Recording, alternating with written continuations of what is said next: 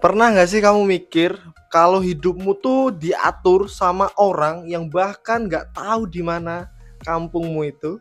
Aku tinggal di suatu daerah kecil di Indonesia yang dimana pemimpinnya di sini ya cuman Pak Lurah atau atasnya lurah ya paling camat, paling tinggi gubernur, sorry, bupati.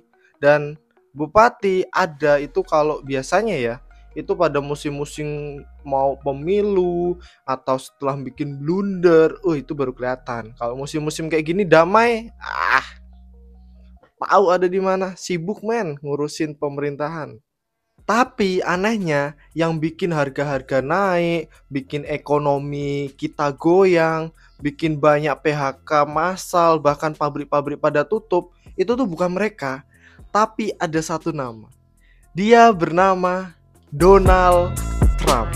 Ya, dia bernama Donald John Trump. Orang yang terkenal akan eksentrik, punya gedung-gedung mewah, pernah jadi pembawa atau punya acara TV gitu. Dia sekarang jadi presiden Amerika Serikat. Pertanyaannya bukan apakah dia bisa kepilih lagi, bukan. Tapi kalau dia kepilih, kita akan jadi apa? Kita ngebahas ini bukan karena pengen ikut-ikutan urusan luar negeri, bukan.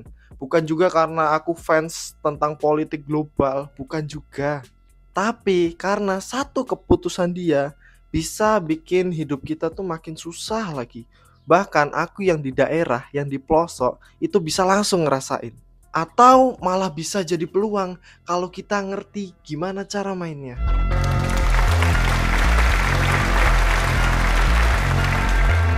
Makanya hari ini aku pengen ngajak kamu untuk masuk ke kepala Donald Trump. Bukan buat ngepoin, bukan. Tapi kalau kita tahu cara berpikirnya gimana, mungkin kita bisa bersiap-siap lah. Supaya kita tuh nggak cuman kena ombaknya aja, tapi kita bisa berselancar di atasnya. Oke? Kalau kamu pengen tahu lebih jelas, tonton video ini sampai selesai biar kita siap-siap apa yang perlu kita lakuin deh. Kenapa? Karena hari ini rupiah udah nembus 17.000 kalau nggak salah. Nggak tahu sekarang udah turun lagi atau belum. Tapi 3 bulan lalu rupiah masih di 16.500. Sekarang udah 17 ribuan. Gimana? Mau diem aja, pasrah aja, atau siap-siap ikutin videoku sampai selesai? Aku pengen ngebahas siapa sih Donald Trump. Kenapa sih nggak normal-normal aja? Baru berapa bulan dilantik dia udah bikin gebrakan yang bikin geger satu dunia. Jadi mungkin dulu kamu pernah lihat dia di acara TV, di meme, di berita. Terus mungkin kamu mikir gini nih, orang ini kenapa sih? Orang ini tuh serius gak sih? Tapi kalau kita bedah pelan-pelan, Donald Trump tuh bukan cuman sekedar politikus men. Dia adalah produk khas dari Amerika Serikat. Dari kecil dia tuh udah kaya banget. Bapaknya juga punya perusahaan properti gede. Terus Trump dari kecil juga gak pengen kalah. Dia masuk ke usaha real estate yang ada di New York. Tapi gayanya beda men. Gayanya dia tuh gak cuman cari aman aja. Dia berani lebih dari itu. Trump mainnya tuh nekat. Dia bikin bangunan yang megah. Dia pasang namanya dia besar-besar. Dia nge-branding dirinya tuh udah kayak nge-branding mobil sport lah. Dia ngerti satu hal. Di dunia modern, persepsi itu tuh lebih penting daripada realita. Lebih penting kamu terlihat bagaimana daripada aslinya kamu kayak gimana. Makanya banyak yang bilang ketika Trump sukses itu tuh bukan karena dia jago bisnis. Karena dia jago nge-branding dirinya sendiri. Dia jago ngejual dirinya sendiri. Dan saat dunia bosen sama politik yang gitu-gitu aja, Trump masuk. Dia tuh udah kayak orang pesen taksi dan yang lainnya itu tuh lagi nunggu angkot buat desek-desekan. Dia ambil taksi di situ. Dia ikut pemilu 2016 dan dia menang. Padahal lawannya tuh ada Hillary Clinton loh, politikus senior dan didukung sama elit-elit global. Ada satu kata yang bikin dia menang. Dia bilang tuh kayak gini, Amerika udah rusak dan cuman gua yang bisa benerin ini. Dan boom, dia jadi presiden. Simple, kasar, tapi ngena. Dan itu yang diingin masyarakat. Masyarakat tuh bosen sama janji-janji manis doang, padahal gak ada yang ditepatin. Kayak yang ada di Konoha tuh. Mereka pengen yang blak-blakan, ya walaupun pasti nyakitin sih omongannya. Dan sejak saat itu dunia berubah. Bukan karena dia super cerdas, bukan. Tapi karena dia ngerti permainan.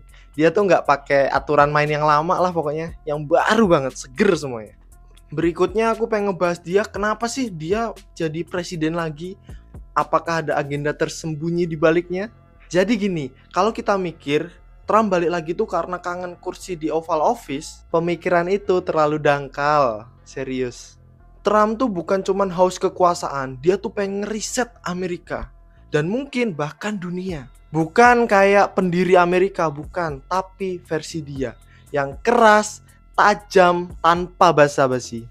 Dan disinilah kita kenalan sama Project 2025. Bukan project fiksi ilmiah, tapi project yang udah dia siapin sama timnya jauh-jauh hari lah pokoknya.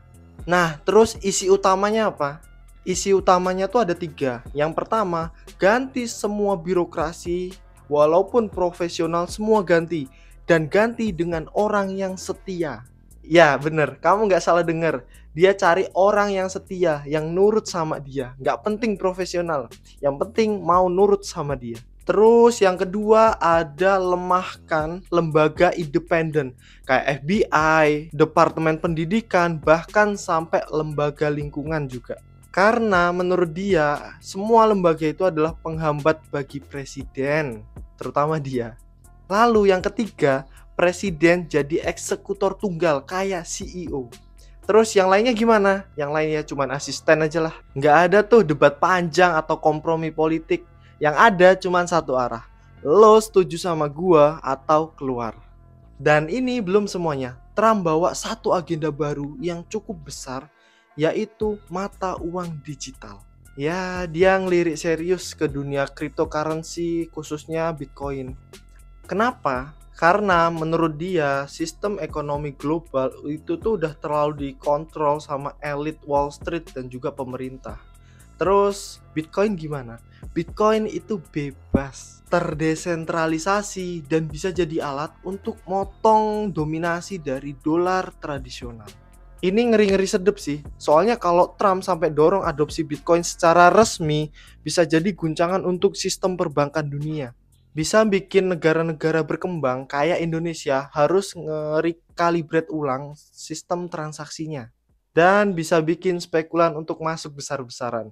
Makanya harga koin-koin nanti akan jadi tambah volatil, tambah fluktuatif. Yang berarti harga kebutuhan pokok bisa naik tinggi, terus nilai tukar itu bisa goyang-goyang terus men. Terus UMKM gimana? UMKM nggak punya patokan HPP dasar karena harganya selalu berubah. Dan semua ini bukan cuma teori doang, karena project ini udah didorong sama tim kampanyenya dia.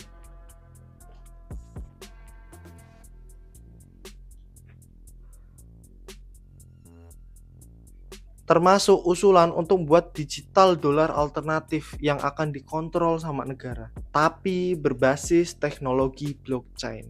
Jadi buat kita yang tinggal di Indonesia dan juga di kota kecil, jangan nganggep ini tuh cuman urusan ekonomi atau urusan politik Amerika aja men. Karena begitu Trump tarik satu tuas saja, ekonomi global bisa bergeser dan dampaknya ke seluruh dunia. Dan kita yang orang bawah ini, orang kecil ini, kalau nggak punya rem darurat, ya udah bablas. Nggak mungkin kan kita cuma duduk pasrah aja, pasrah gitu aja. Nah, di video ini aku pengen ngasih beberapa strategi untuk kita, terutama yang tinggal di daerah kecil ya, untuk bisa bertahan, bahkan cari peluang men, bahkan cari peluang untuk cuan.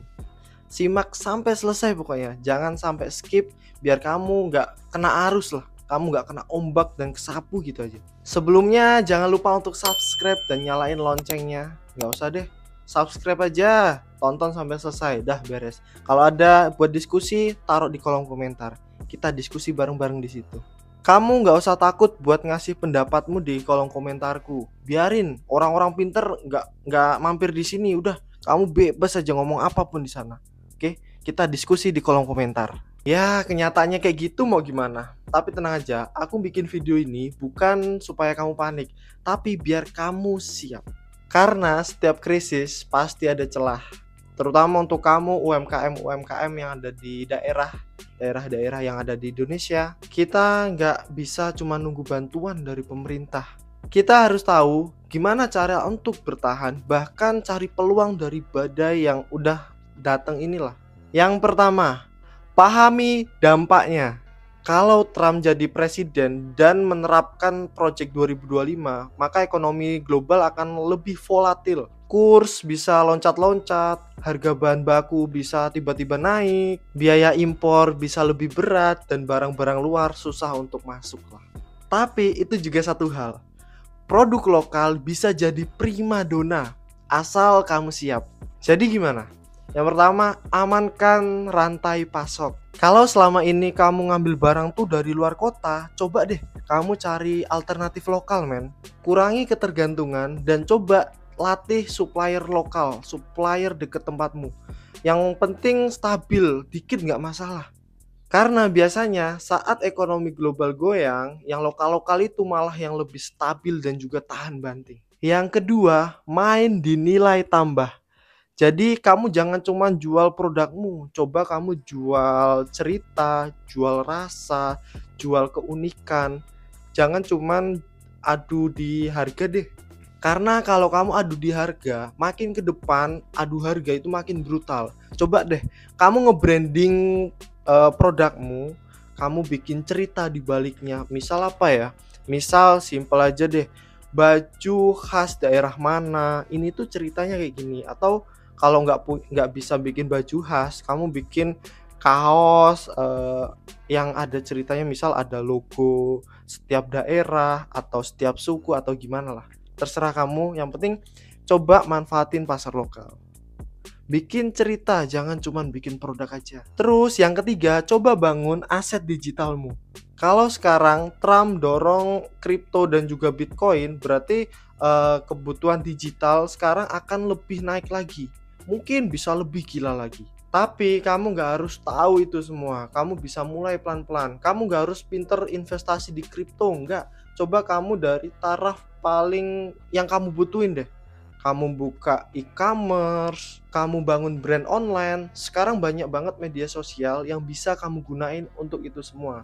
Terus jangan lupa, coba kamu bisa nerima pembayaran digital. Karena mulai sekarang banyak yang nggak megang duit cash, men. Karena kalau dunia makin digital dan kamu nggak mau adaptasi, ya udahlah, berarti kamu udah nggak usah ikut, tinggal aja dah, nggak usah. Dan yang terakhir nih, pikirkan jangka panjang. Kalau kamu bisa bertahan dan belajar dari kekacauan ini, kedepannya kamu mungkin bisa jadi pemain besar di fase ekonomi berikutnya. Jadi buat kamu yang nonton sampai sekarang, sampai saat ini tuh bukan cerita tentang seorang yang bernama Donald Trump, bukan. Tapi tentang kamu dan juga masa depanmu. Karena di dalam dunia yang gak pasti, siapa yang adaptif dia yang akan menang. Jangan lupa subscribe, like, dan juga komen, kita diskusi di bawah. Bye-bye.